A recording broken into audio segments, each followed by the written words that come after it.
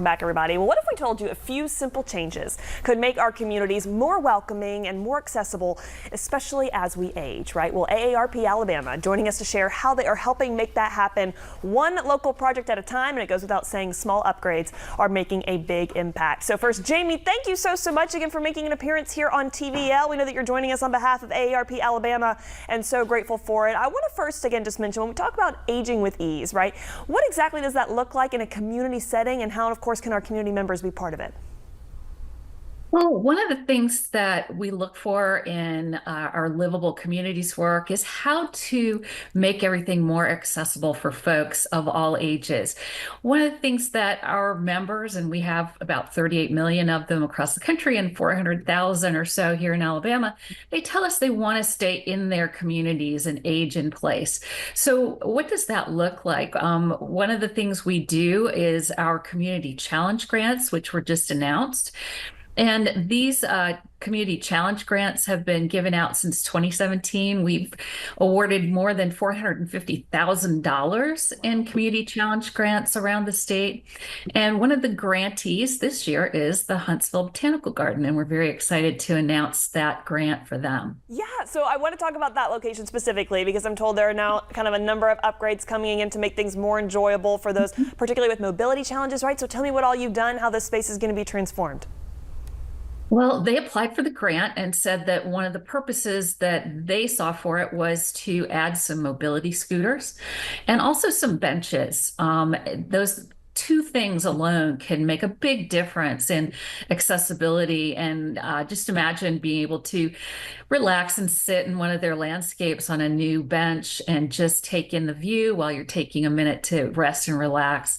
And then the mobility scooters, of course, for folks who have serious mobility issues, those are really a blessing in order for them to be able to get out and enjoy public spaces. I love that. Again, of course, this is just one of the projects. I'm curious too, Jamie, just again, this one's being local, but curious for other things you guys have worked on either here in Alabama or beyond across the country. You know, AARP is making a big impact in a lot of ways. Any kind of other projects that stand out of how, again, lives really been transformed at different landmarks?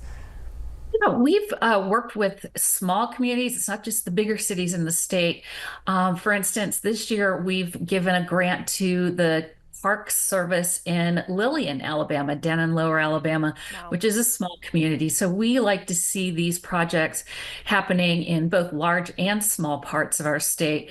You know, we have a lot of small communities that want to do things to enhance life for all of their residents. Some of the things we funded are community gardens to help provide fresh food locally.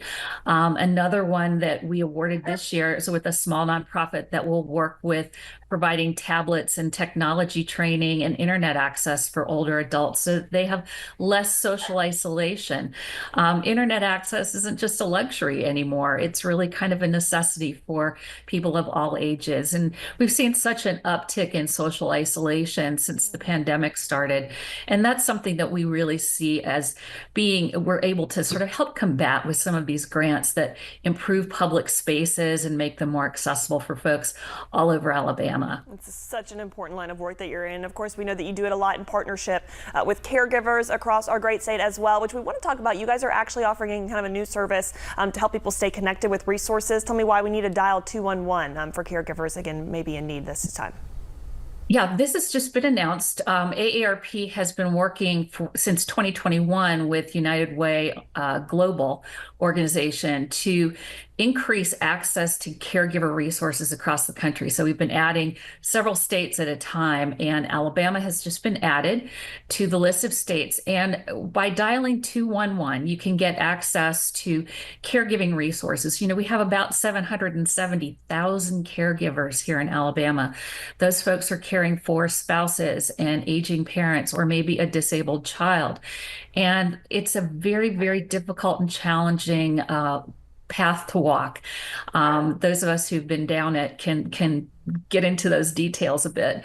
But the 211 phone service is to help connect folks to local resources for caregivers. That may be meal services, that may be better access to veteran services.